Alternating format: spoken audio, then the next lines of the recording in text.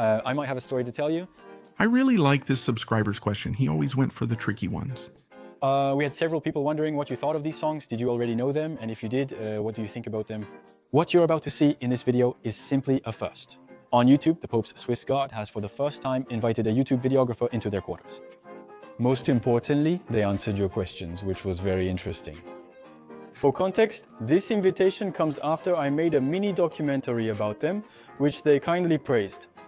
And after that, they invited me to come meet them at the Vatican. Of course, I gladly accepted this invitation, and this meeting was a first for both them and me. So, because of that, you should know that everything wasn't perfect on the video side, but the essentials are there. Through your questions, you'll learn about the reality and daily life of the men in the prestigious Pontifical Swiss Guard. Hello, Vice Corporal Cinotti. Thank you very much for welcoming us here at the Vatican and especially in the Swiss quarters. The idea today is to ask you the questions, to share with you the questions that have been asked to us, which are intended for you on various social networks, and to ask them to you, as well as to any of your colleagues who are available and would like to join in as well. I suggest we get started right now. Let me quickly introduce myself. I am Vice Corporal Elia Cinotti. I've served in the Swiss Guard for 4 years, joining in October 2019 after being a Swiss Army officer. I manage media relations and serve as the spokesperson for the Swiss Guard. Only when there's something important to announce, which isn't often.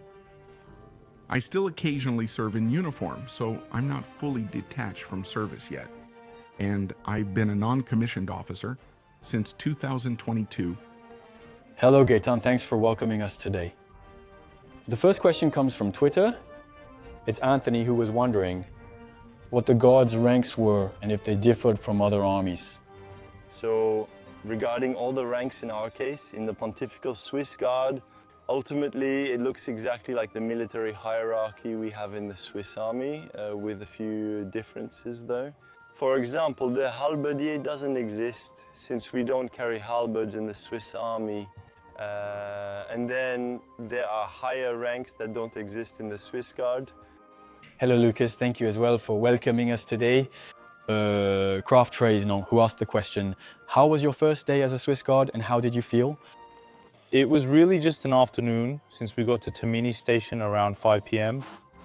There, it was monstrously hot. June of last year, it was really, really hot at that time of year. And so they put us in a Vatican van, driving at full speed through the city. It's really like Italians, you know. We saw all the monuments go by. It was really beautiful. We crossed the Tiber and then we see the dome coming into view. And then we go past the guards at St. Anne, and after that we arrive. And then they showed us our room. The first theory is the evening meal. Was this your first time in Rome? No, it was the third time. So we have a question that has actually come up several times which concerns the recruitment of the Swiss Guards. How does it work? What physical and intellectual qualities are needed, and what's the process? Can you share that? To be a Swiss Guard, you already have to meet a series of criteria, such as being Swiss, being between 19 and 30 years old at the time of application, and having at least completed your military service, let's say the basics, the recruit school, 4 months. You must be Catholic, have no legal issues, and provide a good conduct letter from the chaplain. You have to be at least 1.74 meters tall to join the Swiss Guard. So there are already these criteria that make the selection a bit difficult, in the sense that not everyone can become a Swiss Guard. Then there are 2 selections.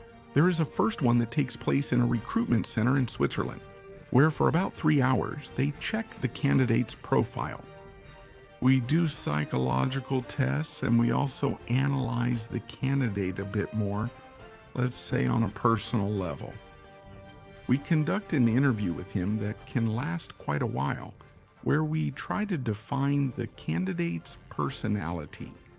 Then this file is transferred here to Rome, where it will be reviewed by the commander himself, who is responsible for recruitment, let's say, and he will send a response back to the recruitment center. There's also a second interview with the commander, currently still held in Zurich, Switzerland. And here, let's say that during this interview, it's the commander who will form his impression. It says it lasts 3 hours, but sometimes it's only 15 minutes. Because often we say that the first impression, let's say, will somewhat define the candidate's profile. And once, let's say this second interview is over, it takes about 1 to 2 weeks before you get the final answer. Even after being accepted, he isn't officially a guard in every way yet. The Swiss guard will come here, while the candidate, the new recruit, will come here. There are 3 recruit schools per year, one in January, one in June, and one in September. So right now, there's one that just started. That was 16 days ago, and now during the first month, we're going to do the whole part. Let's say a bit more. Let's say looking at the honor service, the Italian, the knowledge of the place, the Italian. By the way, it's about 3 hours more or less per day, almost intensive Italian. All right. Because he has to at least reach level A1, I think, after a month and a half already. He should already be at A1, and that's already huge. When you think about some guards who come from German-speaking regions, it's very difficult to learn Italian. They'll also learn to use the halberd and march in step. I don't know if you can see the floor here, but if you can march in step on this floor, normally you can march anywhere. And then, after this 1 month of training, they go to Switzerland for a month. They return to Switzerland, to Ticino and Izone to be precise. There, with the Swiss police and sometimes the Swiss army. There are some trainings that are a bit more, let's say, focused on tactical security, pistol shooting, firearms training, languages as well, etc., and then hand-to-hand defense, etc. Several people asked the question, Lilycat, Pablo Boutet, and Gryffindor. He was wondering if you had always thought about becoming a Swiss guard. So still no. It was a series of events for me. At 17, I dreamed of becoming a police officer. I knew that my ultimate goal would be the police. But I was kind of looking for something different in my life. I was searching for a bit of meaning in my life. And I came across one of the promotional videos for the Guard. And I really felt called to this prestigious corps. And I said to myself, wow, there are Swiss Guards who go to the Vatican for 2 years and 2 months. That's exceptional.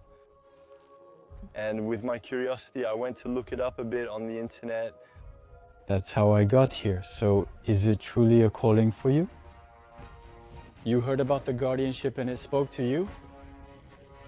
Absolutely. But in my opinion, there isn't a typical path to become a Swiss guard. For example, I was baptized Catholic and went through the entire process. Confirmation, First Communion, confirmation later on. I only did it around 18. But not because I absolutely wanted to become a Swiss guard. It's just that I felt the calling a bit later, let's put it that way. I also know some guards who came looking for adventure as well. But you have to understand one thing today. The Swiss Guard is not an institution that offers a 2-year vacation camp. The guard who comes here still needs to understand the environment and what's at stake. We need a guard who's balanced, not too military or too religious. I don't think there's a typical path since everyone is different. Once he puts on the uniform, he blends in and is no longer just Gaetan, Lucas, or Elia. He's the Swiss Guard. We only use last names for the commander, who represents the whole Swiss Guard. But otherwise, the rest of us are just parts of the Guard, and we have to keep the machine running. So there's not really a typical path. This is about Achillean's question on YouTube. He was wondering if tourists who visit the Vatican are always respectful to the Swiss guards, and if not, how do you react? About 98% of tourists are very respectful and kind. And the 1 or 2% who cause problems? A bit like the comments on YouTube, it's the same thing. And when some people behave badly, we yell at them, that's normal. So you simply reframe the situation and you let the person know that they need to... Yeah, okay. Is there a specific protocol for that, or do you just learn or do it spontaneously? We learn it on the job as well. By copying what the guards, the experienced ones do, then after a while we manage pretty well. We know when someone might do something and then we correct it right away. Without overreacting either, even with lots of people around. Most of the time there's no need to overreact, you just have to be clear. Is there a limit to how many hours you can be required to work in a row or in total? For example, what's the maximum hours you can work in a month? Our schedule is based on a minimum of 151 hours per month, and anytime we exceed 151 hours, you have to keep in mind that the Pope decides his own schedule. So we're kind of led to work for several hours in a row, and we can go up to 250 hours per month. That's where the Swiss Guard service gains its true meaning. In the end, we devote all this time to the Church and the Pope, so it can be very intense. There are times when we have breaks and it's a bit lighter. To know a bit more as well, how does it work? For example, what about vacations typically? So for vacations, we have 4 weeks planned each year. So these 4 weeks, we have to arrange and distribute them according to our wishes, actually. And then after that, there's the planning department that actually manages everyone's availability and makes sure that everyone can take their vacation weeks. We have blocks of 15 days and 9 days to follow, and then we can use our remaining days however we want. All right, we've had this question several times, mainly on YouTube, from people who were wondering about it, who wanted to know if there was a predefined length of service within the Guard or not. A guard commits for 26 months, which includes 2 months of training. After these 26 months, the contract is tacitly renewed. After signing your first contract, you can serve up to 25 years, the maximum allowed. Most officers have 5-year contracts unless exempt, allowing longer service. Our commander has served over 35 years. So why limit it to 25? You have to imagine it's a 360-degree life, 7 days a week, 24 hours a day. We discussed vacations earlier. Top planning is nice. But often, if the Pope decides to take a trip here or there, the non-commissioned officers are often called back or have to cut their vacations short, and so on. If the Holy Father dies, a new Pope must be elected. All vacations are canceled, and everyone returns. So, 25 years, I think that's already quite a lot. And I think after 25 years, we've definitely earned our retirement. But most of the guards leave after just 2 years.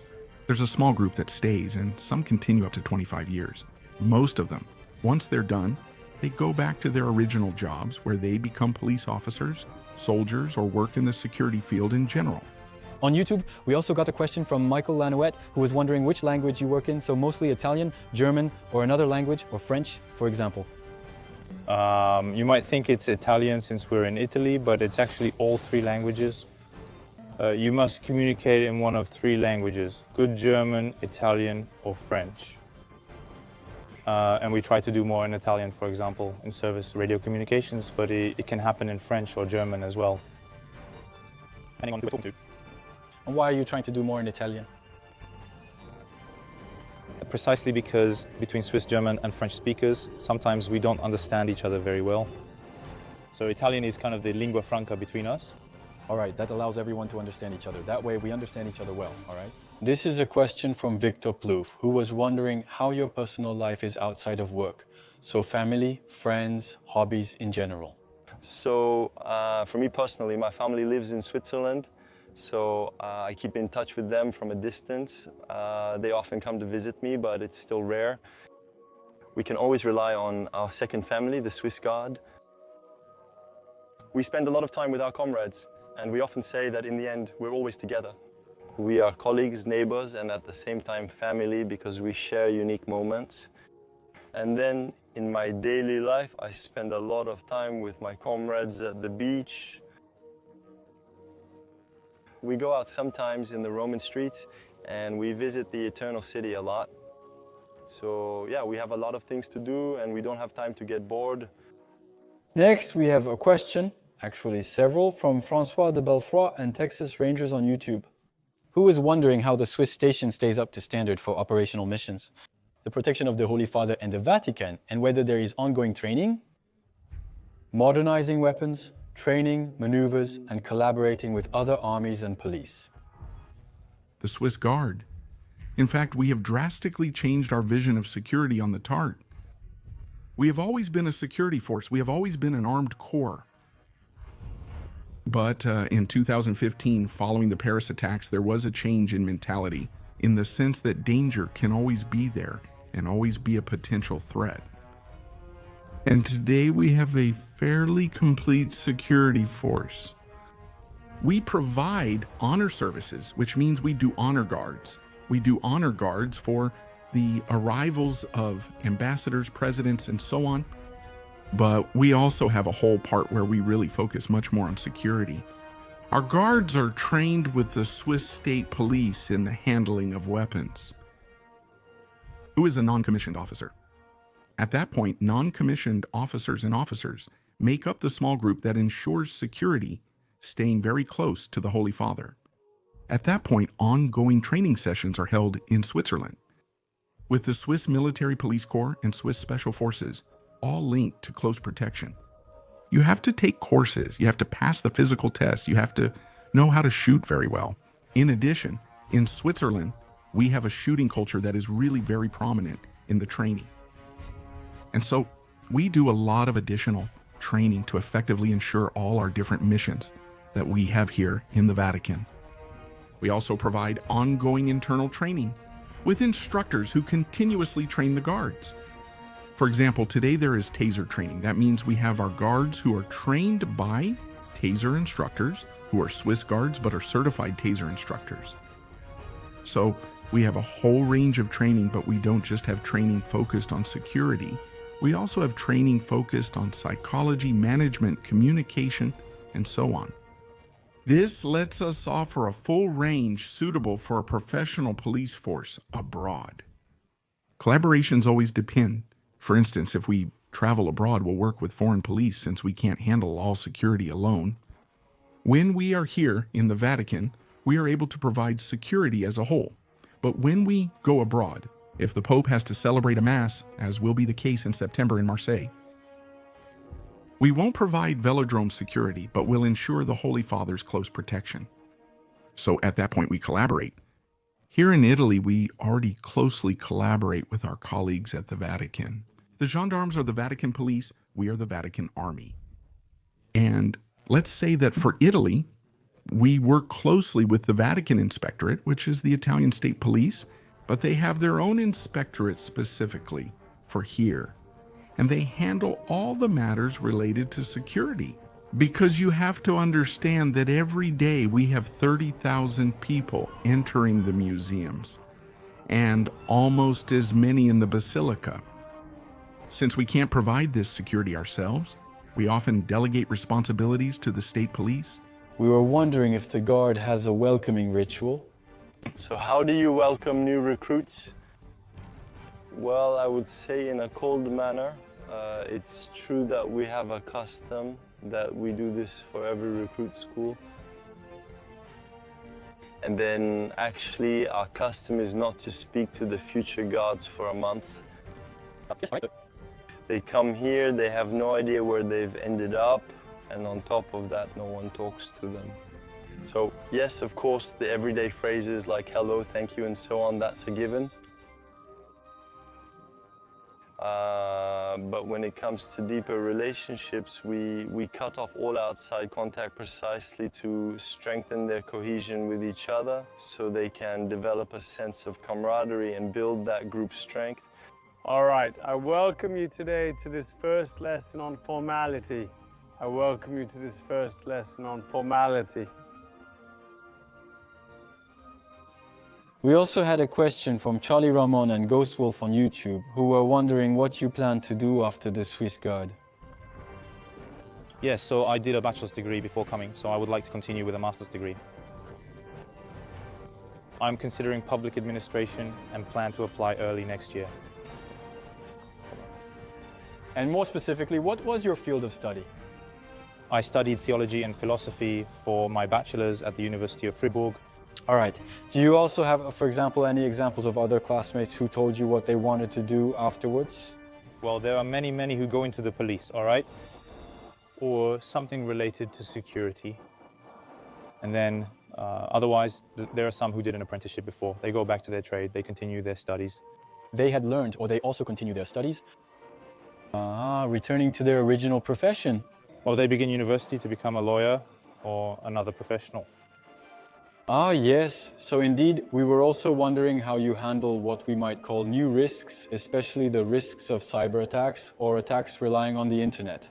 Is there a unit within the Guard, or how does the Vatican manage this? So here at the Vatican, we are fortunate that even though it may seem quite surprising throughout history, the Vatican, for a very long time now, let's say, observed this issue. Today at the Vatican, we have a service entirely separate from the police and army. So neither we nor the gendarmes handle this.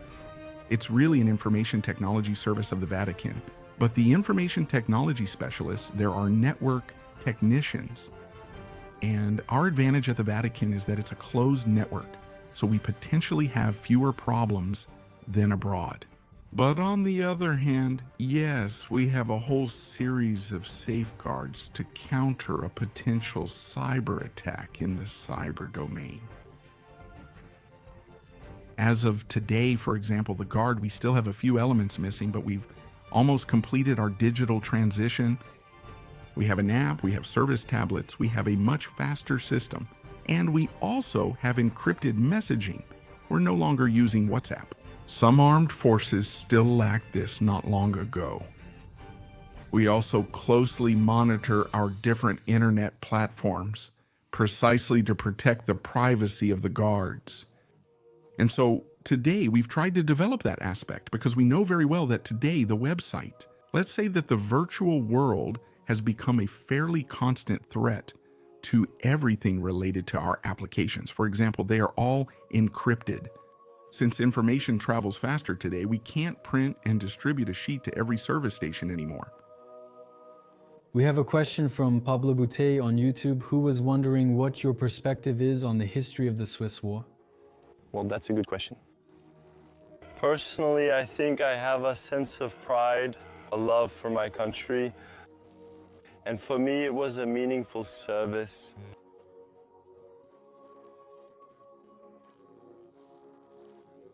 And I really do this service to pay tribute to my ancestors who have already been here. And then is really a great source of pride to be able to be part of this prestigious Guard, quite simply.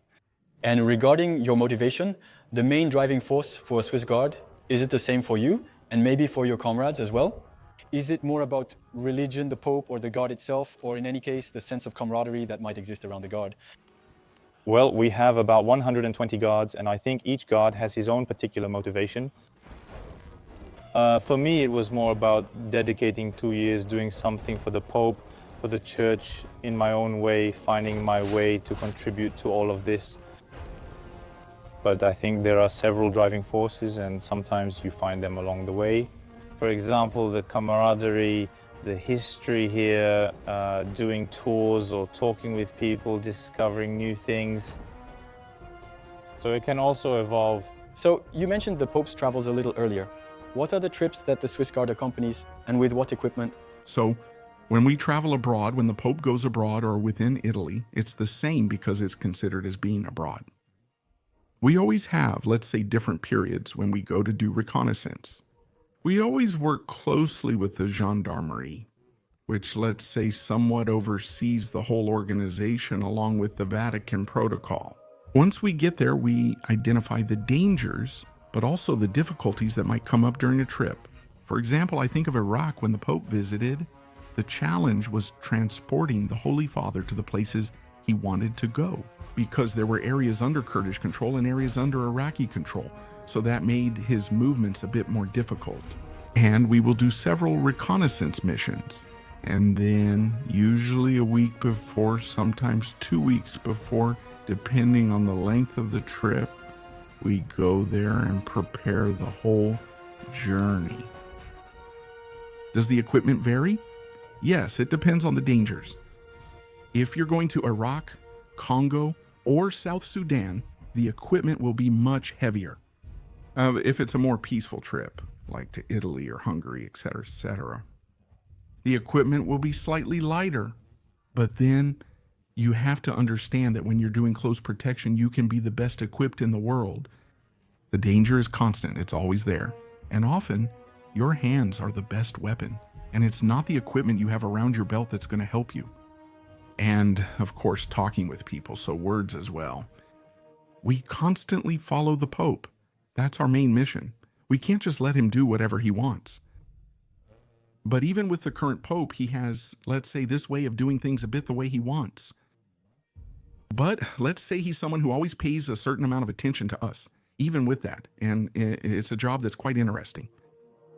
In addition to what we just discussed, some people were wondering if you also have military status in the Swiss Army. You partly answered through the training, But currently, as a Swiss Guard, you are part of what could be called the regular army of the Vatican, and no longer of the Swiss army. No, you have to request military leave when you come here from the different military offices in Switzerland. So, in reality, when I was no longer a lieutenant in the Swiss Army, I came back here. I started over as a recruit, so I left. You could say I'm still on military leave today. On top of that, we pay extra taxes along the way, so we pay taxes. Because we are, even if it's not over there. We're like any Swiss citizen who's on leave. But we still have to pay taxes because we're missing those years in the Swiss Army. But that's it. We're considered Vatican soldiers, so we're Vatican citizens, and that's rare. We keep our Swiss nationality, but we're not considered active soldiers in Switzerland. So, you're a Vatican citizen too? Yes, that's right, in every respect. So after that, it's a citizenship that only lasts for the duration of the service. Once it's over, it doesn't exist. So Vatican nationality lacks those advantages. You shouldn't think you can do whatever you want with it. It's good for traveling with the Pope because it's true, it's a passport that, but otherwise, most of the time, people look at it and go, what is this? We have to explain. Having a card labeled Swiss Guard is easier, but it's still challenging daily. The Swiss passport is more effective. Yes. We have a service passport for travel, but we also have a civilian passport. But the civilian passport, yes, it's good. But it's often the wives of the guards, those who are married, or the children of the guards who use it. Sometimes it really helps with some things. So next, we actually had a slightly more musical question that was asked to us both on Twitter and YouTube regarding the famous song by the metal band Sabaton, who made a song about the Swiss war called De la Stade. I'll add the link in the video description for you to listen. Several people also asked what you thought of these songs.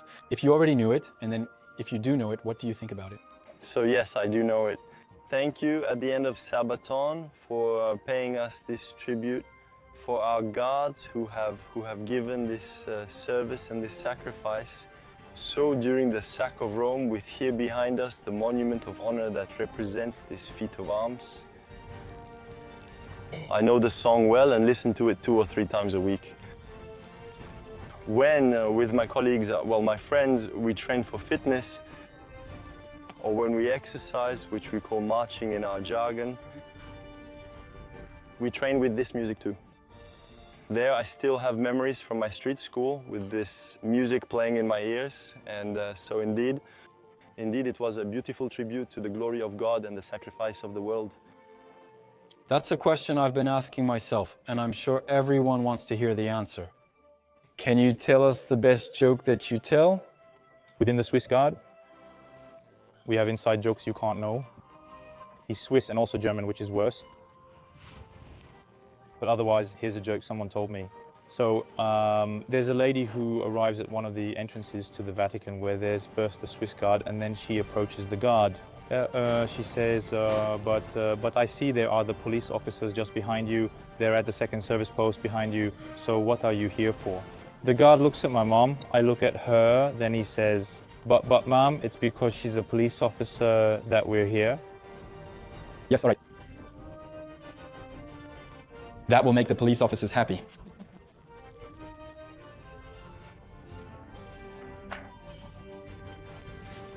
No, but that's very good. We have a question from Abadan on YouTube who was wondering if, in a hypothetical case, there was a conflict between Switzerland and Italy, if you were required not to interfere. So, let's imagine there's a conflict in which the Vatican would be involved in one way or another. As a Swiss Guard, what stance should you take on Switzerland? Well, I hope it never comes to that. You have to understand that we are under contract. So we gave our word and we keep it. I hope the Pope never decides to attack Switzerland, since the balance of power is quite uneven. But we have a small army in Switzerland, but it's cute. But let's just say, well, we don't have. We have to follow whoever is the boss. There's no conflict of interest there, but it's true that it's a good question. Today, for example, we could turn it around like this. This question, if there's a conflict at all, are we Swiss Guards required to stay here, or do we have to go back to Switzerland? It happened during the Second World War, and during the Second World War, the Swiss Army only asked the officers in training to return. Back then, there were few, which made things easier. Now, the Swiss Guard has many former Swiss Army officers, so I don't know what the balance of power would be regarding that. But yes, they do have the right to recall people, but after that, we have a rather special status. For example, Switzerland does not recognize the Swiss Guard as an army because service abroad, so-called mercenary service, is forbidden in Switzerland.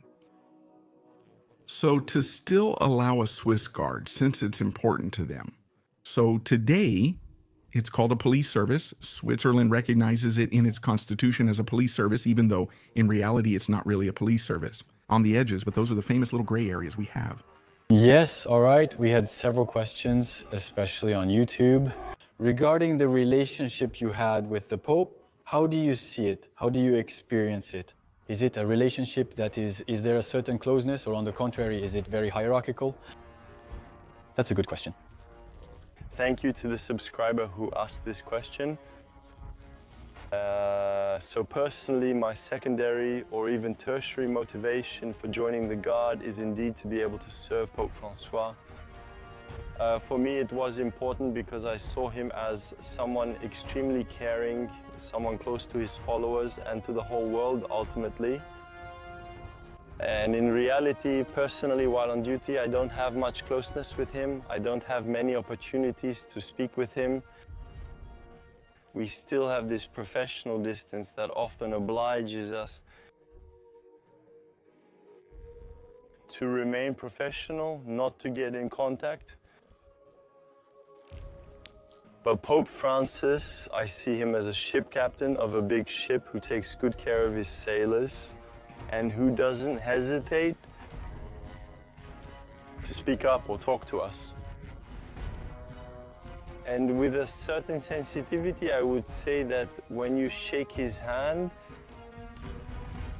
when you talk with him a little, you feel like you're alone with him. You really feel like you're the only one who matters to him. And that's what's impressive about Pope Francois. We also partly answered that through your classmates' responses. But so here, Flavius Aetius on YouTube was wondering he wanted to learn more about the work atmosphere and the relationships among the guards and with the clergy. And if you regularly took part in activities together outside of work. But today, I think that the Guard is one of the most unique environments. It's one of the youngest institutions in the Vatican and in Switzerland overall, considering our national context. We also see frequent generational renewal. Every 2 years, that's it. For the 2002 and 2003 generations, we're now starting to have them in service. So for us, actually, we always have to keep the bar high in terms of youth and also in terms of mentality. We've had significant mentality changes. And so the relationships are quite good because actually once we come here and let's say mix together a bit, it's kind of like in the Army. We find the same experience we had in the Army. In the Army, all social classes and languages mix, since Switzerland has 4 official languages. It's already not easy to make yourself understood. Imagine yourself at the Swiss train station. And so that's what brings us to a rather unique world. Even now, when I think about coming back in 2019, it stays with me. You quickly realize we have older brothers and a military hierarchy. There, you don't really count it, but you still have older brothers. There are still elders who guide you right away. I mean, you can't just go off track and do whatever you want. So there's always an elder who keeps an eye on things and puts the younger ones back in line. So in the end, that's what creates a great atmosphere, because ultimately it builds group cohesion. There are a lot of extracurricular activities that are created. We really love to travel. I think Italy is one of the most beautiful countries in the world, in the sense that there are so many things to do that even in 2 years you don't have enough time. So we take advantage of this experience. We also take advantage of having these connections with the clergy. We generally have good relationships with the clergy, mainly because we represent the Pope, which helps. Let's put things from a certain point of view, but also when we travel abroad, when we travel to Switzerland, or when we also travel to Italy, Well, the priests are always happy to see us, and we are always well received, and we always get a very warm welcome from people. So, of course, when the Swiss Guards travel privately, they never say they're Swiss Guards, but if we travel in groups, then yes. We coordinate with the local clergy to arrange, let's say, some visits. A bit more interesting, let's say, but the atmosphere is good.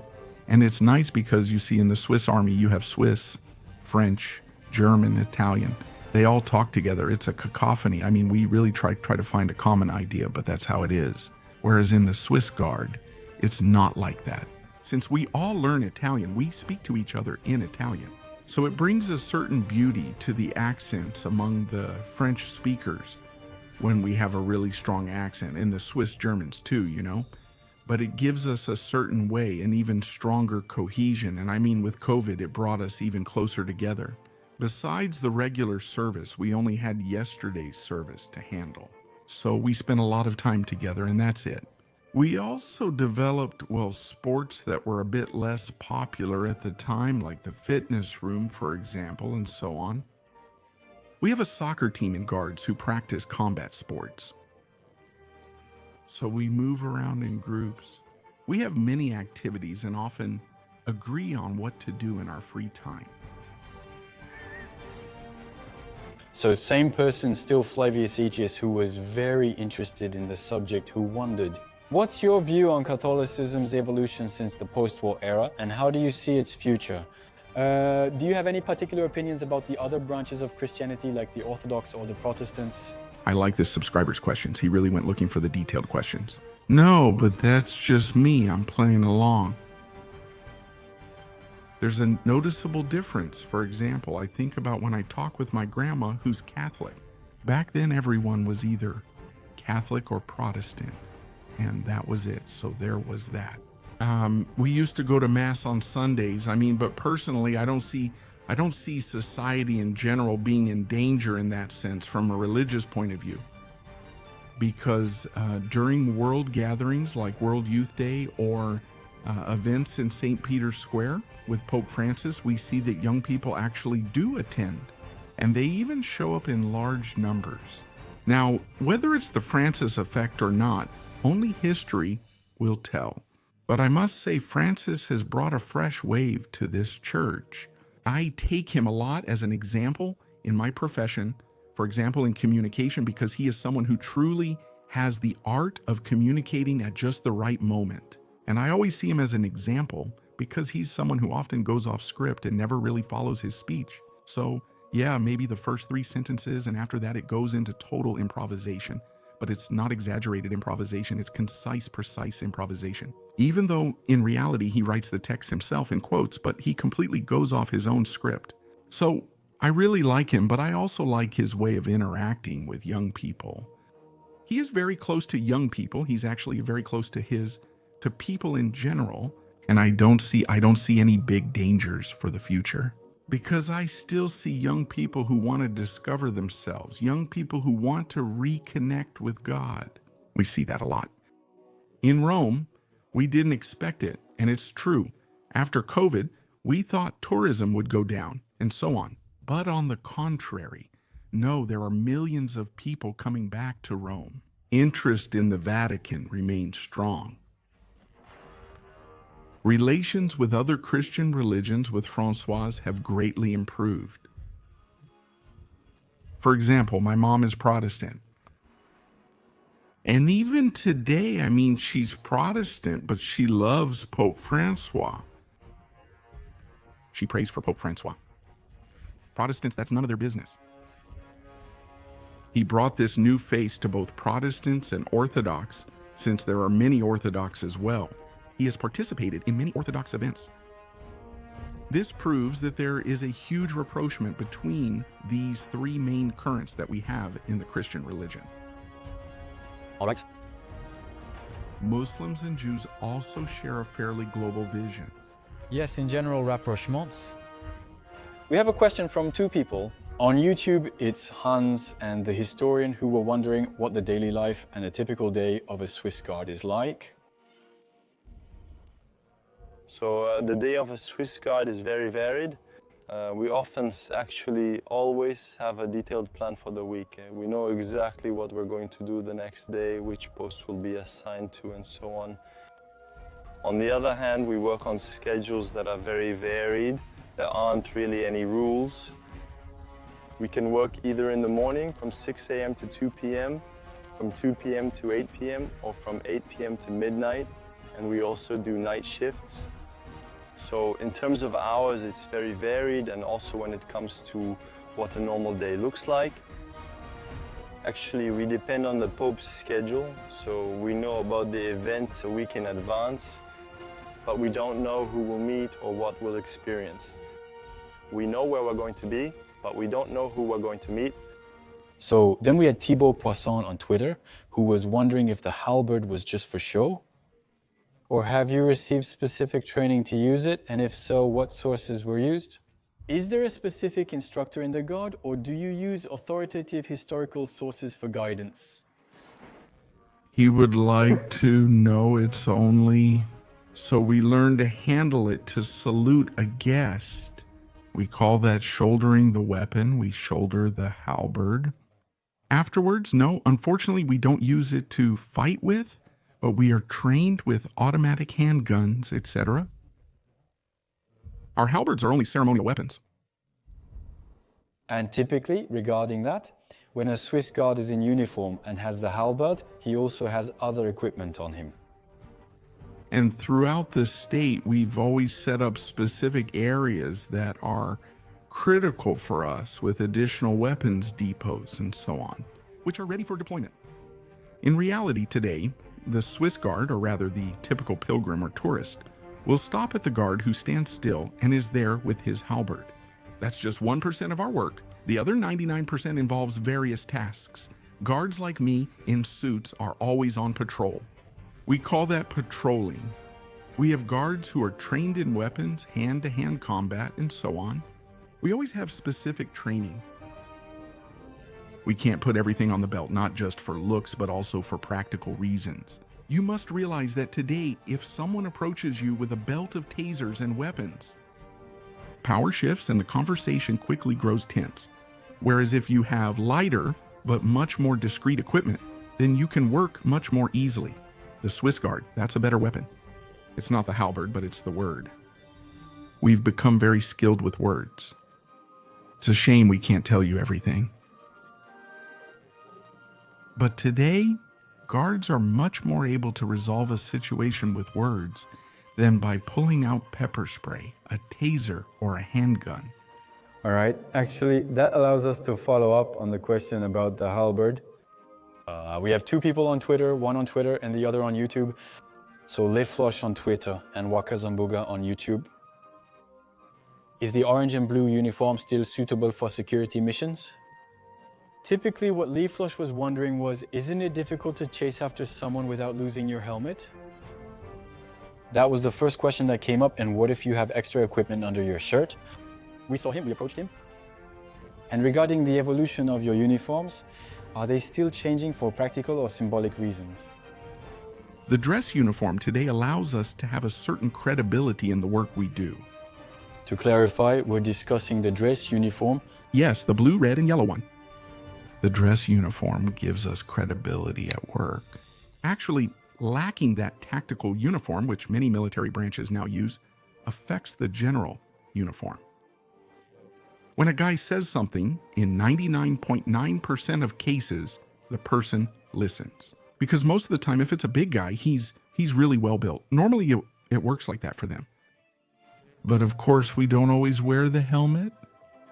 We have the Alpine beret. Our uniform changes based on the equipment we carry. That means today, the tailor has to make adjustments to allow, for example, the wires for earpieces to go through, and so on. For the radio. For example, you need a pocket to put the pepper spray in. I mean, we still have some little touches. Next, we have a tactical uniform made for emergencies. In reality, the Swiss Guard, if there's an emergency, they're not going to go in with a halberd. And with the blue uniform, no, there are uniforms ready. There's a whole procedure to follow. As for the uniform we wear on tactical duty, it's rarely shown. First, because people aren't supposed to know about it. No, I mean it's ugly. Besides, if we're talking about looks, it's not exactly the best looking uniform. Suppose we have a modern uniform, but mainly use it for training, like taser training. They're not with the halberds. I mean with the dress uniform. They're wearing the tactical uniform, and that's how they are. All right, so we have a question from a filmmaker friend that concerns your habits as a Swiss. So he was wondering if, even while living in the Vatican, you could eat fondue, specifically half and half fondue. That's his clarification. So yes, but I want to clarify, we're allowed to eat it, but only the one from my village. Actually, yes, of course, the guards often go on vacation and bring back kilos and kilos of half and half fondue. The last time I ate it in the summer was in the summer. It was 32 degrees on the terrace right next to a tower in that courtyard. So yeah, any reason is a good reason to eat one. Next, we have Jules, who asked a question on YouTube. He asked where ceremonial equipment is made and if traditional methods are still used. Yes. So all our uniforms, let's say ceremonial uniforms, the dress uniforms, the blue uniform that you saw, we call that the service uniform, the uniform that Saint Anne has, the officers' uniforms, the halberds, the swords, the cuirasses. As we'll see later in the armory, everything is handmade using traditional methods. The tailor who makes the uniforms has his workshop here. The materials come from northern Italy, and the first part is processed in Abruzzo, in the tailor's workshop. And all the touches, all the finishing is done here. It's tailored, so don't eat too much pasta. And as for the stirrup is made in Austria by Austrian blacksmiths who pass down the craft from father to son. They began modernizing in 2006, so before then, we sometimes wore pieces that were 400 years old. So they had to be maintained for 400 years. Some original pieces remain, but most have been replaced with new, handmade items using modern techniques. The swords are also handmade. The albats are handmade. They're all made by this family of blacksmiths. The plumes, too, for example, on our helmets. The only thing today that's no longer handmade are the black helmets, what we call the helmets we use. For traditional ceremonies, that includes receiving ambassadors, presidents, and serving as honor guards at classic events like audiences. Those are helmets we've improved, since we needed to evolve further. These are 3D printed helmets. They're lighter so they don't get as hot, but since they're black, they still heat up. That's the only thing we've changed because it's plastic, but it's our little revolution. Yes, but it was also adapted for the hallway. Yes, because too many guards developed ear problems from the heat. It was made of metal at the time. So we changed them. It makes sense. Exactly, yes. I might have a story to tell you. One Sunday afternoon, I was for the first time in front of the main entrance of Pope Francis's residence. And then it was my first time. I was a bit stressed. I didn't really know the place. And the sergeant, he came up to me and said, listen, your first mission is to welcome a person who will come with their children. And we don't know who it is. We don't know when she'll arrive, but when she does, let us know and announce her arrival. Indeed, 20 minutes later, 3 beautiful cars arrived. They arrived later after touring the gardens. After finishing the tour, they finally reached the parking lot in front of the house. And I see in the distance a face I recognized from afar, and finally, it was Elon Musk. Oh, yes, okay. So I had to rub my eyes 2 or 3 times, and finally it was him with his children. So there you go, just a little story to show some of the ups and downs and unexpected things in our service in the Swiss Guard. That's a nice story. You must have been surprised. And maybe it was a bit of a joke from the sergeant who didn't know who was coming, or maybe he really didn't know who it was. He welcomed him as I did and immediately recognized him in the end. My gendarme next to me. It took him 5 minutes. He looked up on the internet who it was to see who the enemy was. So yeah, it was a nice story. Yes, we have Carnival, Lézard on Twitter, who wanted to know if you could share with us the craziest security story you know and that you can, of course, share. About 2 years ago, more or less, it was a regular Sunday. Nothing was happening. We had just made the changes. People were eating, etc. And it was also during the COVID period, so the station was almost 100% full. Almost no one was on vacation because of COVID-related vacation bans. We were eager to take our break. It was just an ordinary Sunday. And suddenly our alarm system goes off and is triggered.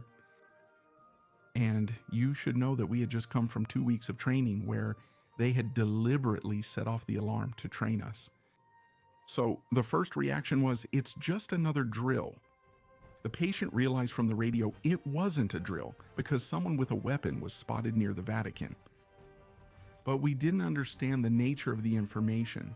But for safety, we did it. That's usual. I don't hope that it's going to kill the... No, I think it's fine, no. No, it's the real one. So the system was triggered because there was a potential risk. And I think, for my question, it's a bit of a shame because we were all there. We quickly armed ourselves and took our stations, but the real story starts here. Actually, we had to be very discreet because the first tourist was already coming back. We weren't supposed to show that there was an emergency situation to avoid people panicking or causing a stampede and so on. We had to move discreetly between points while armed guards and vans patrolled the Vatican. And after 20 or 30 minutes in position, suddenly, the information comes in. It's good. He was arrested outside in Italy, and it turned out the weapon was fake. It was a toy. Right. And then for us, all the pressure comes down because you have to understand, it wasn't a game. We were authorized to shoot and understood our clear rules and tasks. And then there was really the not serious. No one was disappointed, but everyone was happy because nothing serious happened. But everyone was disappointed because we thought, my God, he kind of, let's say, ruined our Sunday. Because after that, you have to understand, you go back to the barracks, you return the weapons, you recover. There's the debriefing. So actually, some people have to start their shift again afterwards. So yeah, it wasn't exactly fun, but that's how it was. In emergencies, which are 99% of cases, and thankfully that's still true today. They're false alarms. But these are things that for us are daily occurrences, and often they're just nonsense. And people too. We noticed this isn't just an anecdote, but we noticed after the COVID period, there has been an increase in desperate cases. We call it that. Today, if we have to rank the threats facing the Vatican, there's religious fanaticism, so internal.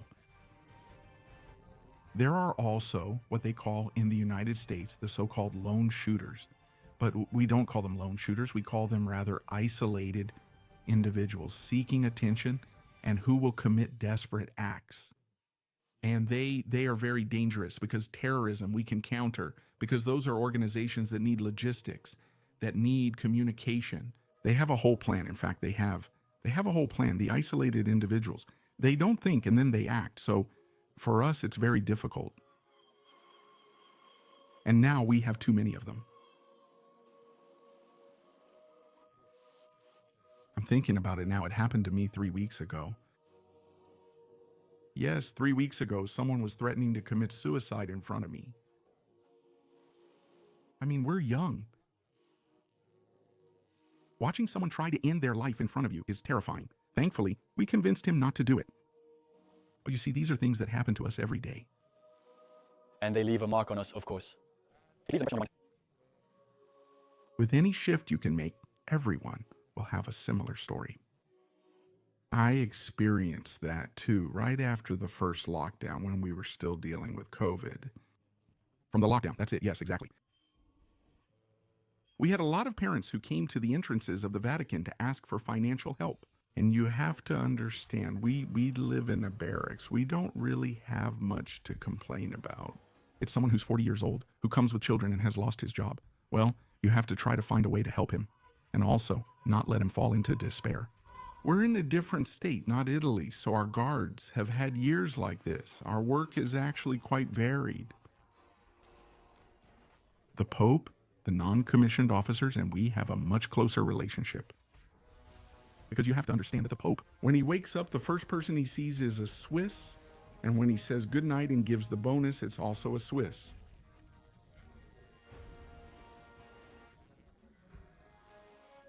So here, we're really in the front row. I mean, we really see everything. And so the non-commissioned officers, they have a slightly more special connection that is created with the Pope. Always professional, but always special. So if he knows you well since he's Argentinian, he has this little sense of humor that comes out. He's very playful, and I'm lucky to have a good relationship with him. He knows my job, so when he sees me in uniform, he assumes something's up. Since he's used to it, I do this every time. No, everything's fine. I just want to see you sometimes because it's not fun otherwise. He's also a source of motivation for everyone. I think you can ask any guard. He might forget that he once met Macron, that he once met Biden, that he once met Elon Musk, maybe even more. He might tell you about that now. He'll first ask you about your most memorable moment on duty. He'll tell you, yes, it was my first handshake with the Pope, because in his eyes, you can see there's something there. And I really like this Pope. Even today, I think he still has a lot to offer to the Guard and to the world in general. But if you get to know him better, you realize he could almost be like your grandpa. It's the small jokes, but he's kind. Thank you very much, Vice Corporal, for welcoming us here. That was what you shared a little earlier. It's a first for both you and our channel. To come like this, to go abroad. And it was an honor and a pleasure for us to be invited here, Thanks also to your colleagues who played along, and thanks as well to all of you who supported and encouraged this project. Also, whether it was through your kind words on social media, your questions, and also through the support you gave on Taipei. Especially to Jarkal, Gilles and Maxime, thank you, and I'll see you right away in the next video.